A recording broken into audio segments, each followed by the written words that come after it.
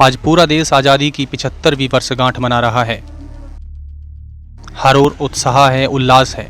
ऐसे में अगर हम अमर शहीदों को याद न करें तो ये रंग फीके लगते हैं। आज हम बात कर रहे हैं शहीद आजम भगत सिंह की। भगत सिंह का परिवार उत्तर प्रदेश के सहारनपुर जिले में रहता है। आवास विकास में उनके भतीजे किरणजीत सिंह संधू उनकी यादों को ताज़ा करते हैं और बताते हैं कि किस तरह से शहीद आजम भगत सिंह ने हंसते हंसते फांसी के फंदे को चूम लिया था।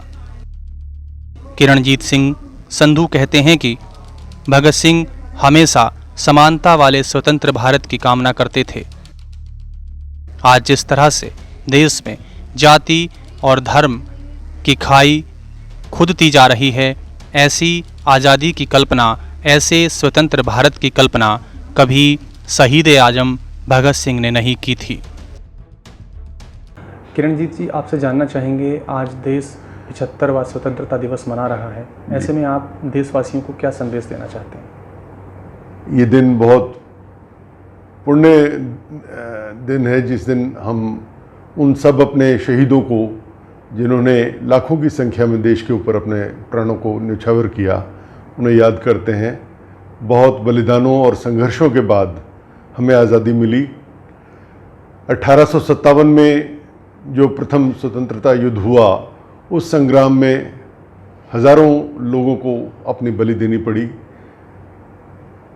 पेड़ों पर उन्हें फांसियां दी गई, गांव के गांव जला दिए गए और सरकार ने सुनिश्चित किया कि उन क्रांतिवीरों की शव वहीं पे गले और लोगों को ये इबरत हासिल हो कि कोई अंग्रेज़ सरकार के खिलाफ आवाज़ ना उठा सके। उसके बाद ये संघर्ष आगे बढ़ा और फिर इसमें महात्मा गांधी और सरदार भगत सिंह और उनका पूरा जो क्रांतिकारी मूवमेंट रही, वो सब लोग आए। तो सब ने अपना अपना योगदान दिया और इस देश को आज़ाद कराने के लिए बहुत संघर्ष सहे। ठीक। आज जब हम स्वतंत्र भारत में जी रहे हैं जी, तो जैसे भारत की कल्पना शहीद आजम ने की थी जी, क्या आप संतुष्ट हैं? नहीं, शहीद आजम भगत सिंह सारे स्वतंत्रता सेनानियों में इसीलिए थोड़े अलग से दिखते हैं कि उन्होंने सिर्फ राजनीतिक आज़ादी की बात नहीं की थी। उनका सपना ये था कि देश आर्थिक तौर पे, सामाजिक तौर पे भी आज़ाद हो। और जिस समाज की उन्होंने कल्पना की थी वो थी कि बराबरी का समाज हो, जिसमें गरीब और अमीर में बहुत बड़ा अंतर ना हो। उनका कहना था, उनका मानना था कि सिर्फ अंग्रेज़ चले जाएं और उनकी जगह काले शासक आके बैठ जाएं, इसे आज़ादी नहीं कहते। तो अभी वो सपना पूरा होना तो दूर है, लेकिन ये सही है कि हमारे देश ने आर्थिक तौर पे और तकनीकी तौर पे बहुत तरक्की की, लेकिन बहुत सारी चीज़ों में हम लोग पिछड़ गए हैं। सामाजिक तौर पे आज भी जाति, बिरादरी और धर्म के नाम पे पूरा समाज को विभाजित करने का षड्यंत्र चल रहा है और जितना अंग्रेज़ नहीं बांट सके उससे ज़्यादा हमारे अपने लोग बांट रहे हैं। भ्रष्टाचार है और बेरोज़गारी है। तो ये सारी चीज़ें हैं जो हमारे समाज को के सामने एक चुनौती बन के खड़ी हैं। साथ ही सीमाओं पे भी अभी बहुत तनाव है और अपनी आज़ादी को अक्षुण्ण रखने के लिए जो त्याग, बलिदान और देश प्रेम की भावना उन क्रांतिवीरों में थी, स्वतंत्रता सेनानियों में थी, उसे नई पीढ़ी में हमें जागृत करवाना होगा। ये संकल्प लेने का दिन है, क्योंकि हमारी जो नई पीढ़ी है वो भटकाव के दौर में है। तो उन संघर्षों और उन बलिदानों को याद करा के हमें नई पीढ़ी को रास्ता दिखाना चाहिए कि ये हमारे असली हीरो हैं और इनके रास्ते पे देश को आगे बढ़ना चाहिए। कोई ऐसा संस्मरण आप साझा करना चाहेंगे हमारे साथ भगत सिंह जी का, जो युवाओं को प्रेरणा देता हो? भगत सिंह जी और उनके सभी साथी बड़े हंसमुख और बहुत खुश मिजाज थे। जैसे लगता है कि क्रांतिकारी बम और पिस्तौल की बात करते होंगे, ऐसी बात नहीं थी। उनका तो, भगत सिंह जी का मानना तो था कि बम और पिस्तौल क्रांति नहीं लाते, क्रांति की तलवार विचारों की सान पे तेज़ होती है। तो उन्होंने कोई अपने मुकदमे में वकील नहीं किया, अपने आप को खुद ही उन्होंने डिफेंड किया अदालत में। और जब वो अदालत में जाते थे तो ऐसा लगता था कि कोई उत्सव का माहौल हो। वहाँ गज़लें, कविताएं, शायरी होती थी और देश के नाम के, वंदे मातरम के नारे लगते थे, देश प्रेम के नारे लगते थे और लगता था कोई उत्सव मनाया जा रहा है। तो ऐसे ही मेरे पिताजी तब 12 वर्ष के थे, उनके मुकदमे को सुनने के लिए लाहौर में जाया करते थे। तो एक बार जब वो अपनी परीक्षा में पास हुए और गए और कहा, उन्हें वो वीरा जी कहते थे, वीरा जी मैं अपनी कक्षा में पास हो गया हूँ, तो सरदार भगत सिंह ने उन्हें कहा कि मिठाई कहाँ है। तो वो बोले मैं मिठाई नहीं लेके आया। तो उन्होंने कहा इस तरह मैं नहीं मानूंगा, अगली तारीख पे आप मिठाई लेके आओ। उन्हें रसगुल्ले बहुत पसंद थे। अगले पेशी पर कुलतार सिंह जी उनके लिए रसगुल्ले लेके गए। उन्होंने खुद और उनके सभी साथियों ने बहुत प्रसन्न होकर खाए और कहा कि अब लगता है कि तुम भाई पास हो गए हो।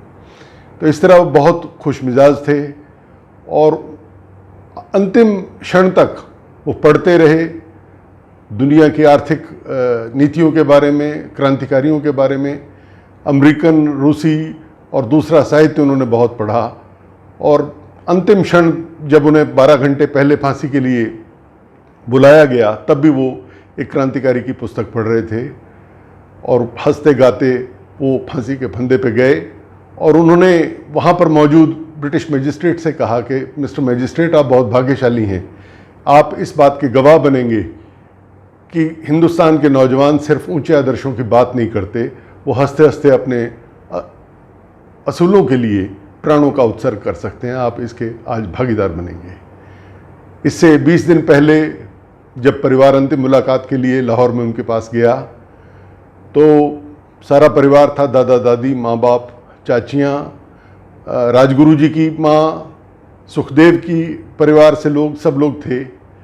तो बहुत एक ऐसा माहौल बन गया कि अंतिम भेंट है, बाद में मुलाकात हो ना हो। पिताजी की आंखों में आंसू आ गए और उन्हें भगत सिंह जी ने अपना अंतिम पत्र लिखा 3 मार्च 1931 को कि अजीज कुलतार, प्रिय कुलतार, तुम्हारी आंखों में आंसू देख के बहुत दुख हुआ, तुम्हारी बातों में बहुत दर्द था। हौसले से रहना, शिक्षा ग्रहण करना। और उर्दू में कुछ शेर लिखे जिनकी अंतिम 4 पंक्तियाँ थी, कोई दम का मेहमान हूँ अहले महफिल, चिरागे शहर हूँ बुझा चाहता हूँ। मैं कुछ क्षणों का मेहमान हूँ और सुबह के उस दीपक की तरह हूँ जो दिन निकलेगा तो वो बुझ जाएगा। मेरी हवा में रहेगी ख्याल की बिजली, ये मुश्ते खाक है फ़ानी रहे न रहे। ये शरीर तो मुट्ठी भर राख है, रहे या ना रहे कोई फ़र्क नहीं पड़ता, पर मेरे विचार ज़िंदा रहेंगे। और जैसे बादलों में बिजली कौंधती है और चमक देती है, वो आने वाली पीढ़ियों को इसी तरह प्रेरणा और मार्गदर्शन देती रहेगी। खुश रहो अहले वतन, हम तो सफ़र करते हैं। ये उन्होंने अंतिम पत्र लिखा था। और आज हम उन शहीदों को स्मरण करें, उनके बलिदानों, त्याग और जो उनकी देश के लिए मर मिटने की भावना थी, उसे नई पीढ़ी में जागृत करने का संकल्प लें। हम अपने कर्तव्यों का बोध करें और देश से हम चाहते बहुत कुछ हैं, देश को हम जो दें उसके लिए भी हम विचार करें। ऐसा संकल्प लेने का दिन है। मैं इस अमृत महोत्सव के मौके पे चाहता हूं कि देश उन क्रांतिकारियों, उन स्वतंत्रता सेनानियों के रास्ते पे चले और हमारा देश एक स्वर्णिम भारत बने।